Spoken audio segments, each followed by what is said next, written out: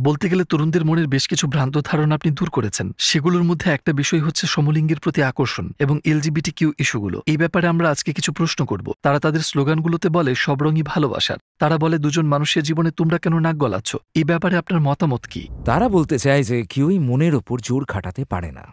শুনে মনে হয় যেন মনের ওপর চিন্তার কোনো প্রভাব থাকাই উচিত নয়। সমকামিতার ব্যাপারে না হয় ভুলেই যান।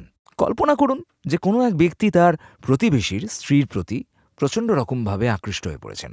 তার কি নিজের মনকে নিয়ন্ত্রণ করা উচিত নয়? নাকি তিনি বলবেন ভালোবাসার কোনো ভেদ নেই, এরপর অপেক্ষা করবেন কখন তার প্রতিবেশী কাজে বের হচ্ছেন এবং তার দরজায় গিয়ে কড়া নাড়বেন, আর সেই মহিলার প্রতি নিজের ভালো লাগা প্রকাশ করবেন? আর এতে পরকীয়ার মতো ব্যাপার ঘটছে এবং ব্যভিচার ঘটছে। তাহলে মনের উপর চিন্তার নিয়ন্ত্রণের কি প্রয়োজন নেই? অবশ্যই মনকে নিয়ন্ত্রণের প্রয়োজন আছে।